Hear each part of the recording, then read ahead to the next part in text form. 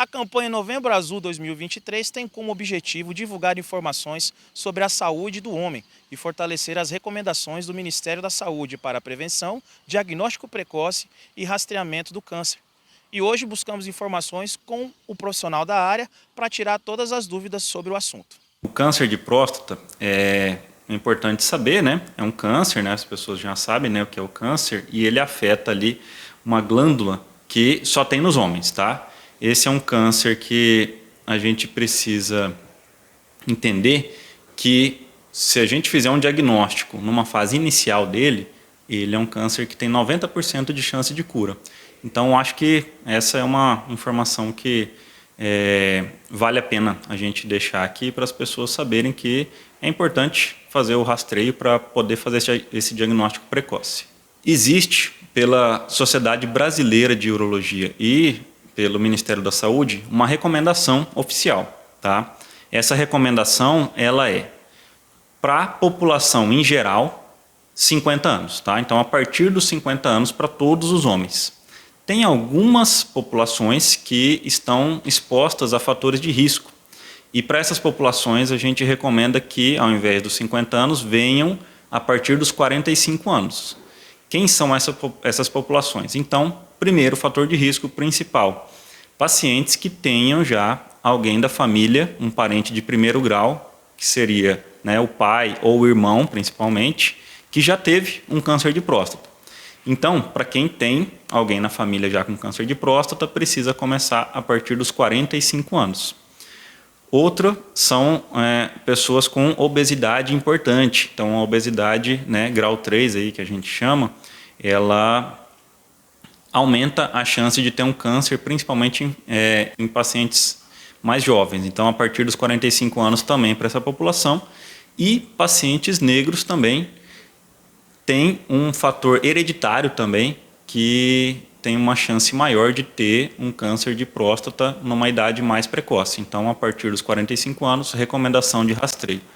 Lembrando que, a partir dos 40 anos, é muito comum que o paciente já inicie, né, fazer, né, às vezes até antes, na verdade, né, exames para diabetes, colesterol, saber como está o rim, o fígado.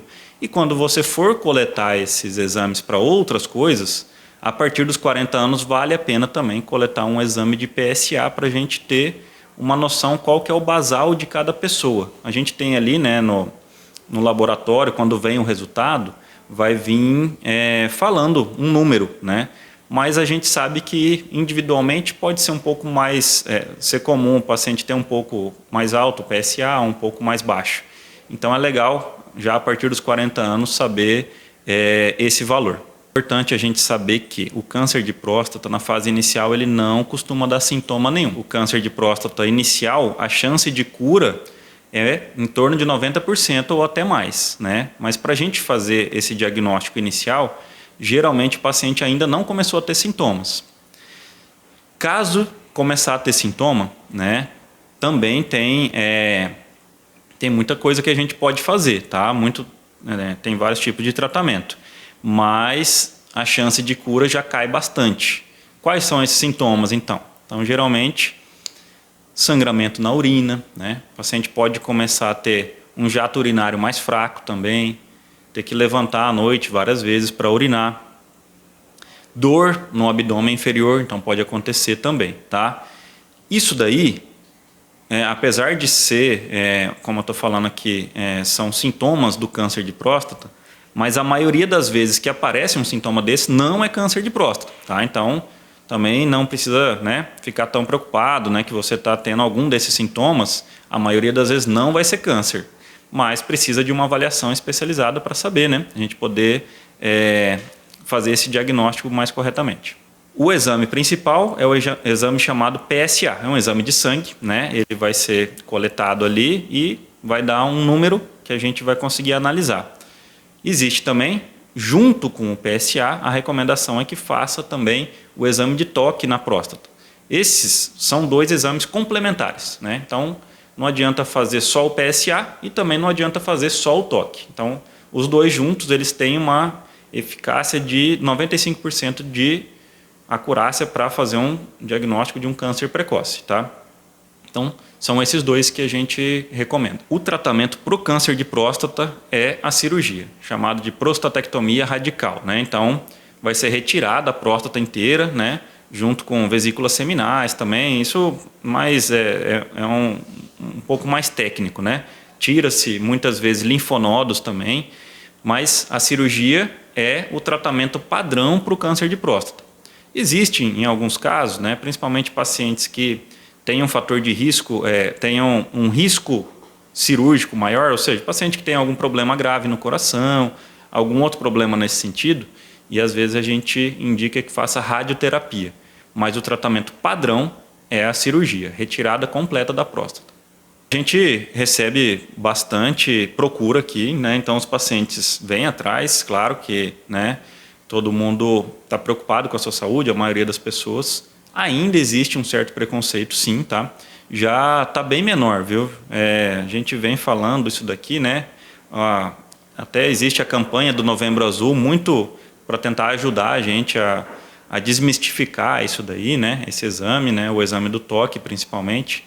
E ainda tem, né, um certo receio. Eu gosto até de comentar aqui, né, que muitas vezes quem está assistindo aqui, né, não vai ser o homem em si, né? Muitas vezes é a mulher que vai poder falar pro marido, vai falar às vezes para o pai, né?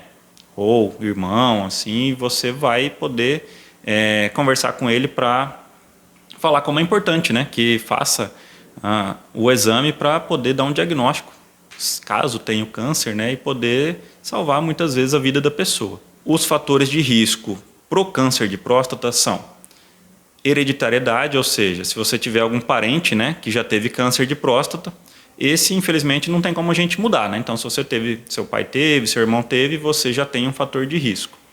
Pacientes negros também já é hereditário, também não tem muito o que fazer. E o terceiro fator de risco é a obesidade. Então não tem um alimento específico que a pessoa precise comer ou algum alimento que ela não possa comer. Mas existe a recomendação de atividade física regular e uma alimentação saudável. Porque juntando essas duas, a pessoa vai evitar que tenha obesidade, ou seja, vai evitar que tenha esse fator de risco lá mais para frente. Além disso, o cigarro, apesar de não ser um fator de risco diretamente para o câncer de próstata, mas ele está associado a uma doença mais grave. Então, a pessoa que é tabagista e tem um câncer de próstata, a chance de ter um câncer mais agressivo, tá? Então, também a recomendação para parar de fumar. Então, acho que como orientação final aqui, né, lembrar que o Novembro Azul é uma campanha para chamar a atenção, né, da população masculina para cuidados quanto à saúde. O câncer de próstata vem aí como a doença mais importante, mais grave, mas a gente tem que lembrar que não é só isso, né? Então a próstata muitas vezes ela vai ter uma doença, a maioria das vezes é um problema que não é um câncer, pode ter algum problema, né, no coração, então às vezes vale a pena também consultar com um cardiologista. O paciente vai ter, durante a consulta, a gente vai examinar e vai pedir vários exames que podem fazer um diagnóstico de, às vezes, alguma doença totalmente diferente do que ele está pensando, né? E se os exames vierem todos normais, melhor ainda, né? Então, aí a gente libera o paciente para voltar depois de 1 ano só, tá? Então, fica a recomendação, pacientes procurarem o seu médico, né, da sua preferência, para poder estar sempre cuidando da sua saúde, né? Então, depois dessa explicação, né, se alguém tiver interesse de marcar uma consulta, né, com um urologista, eu atendo aqui nos hospitais da cidade, né? Então, tanto o Hospital São Lucas, no Hospital São Geraldo, na Policlínica, ligando na recepção, a equipe já sabe e já vai fazer o agendamento na data que ficar melhor para o paciente.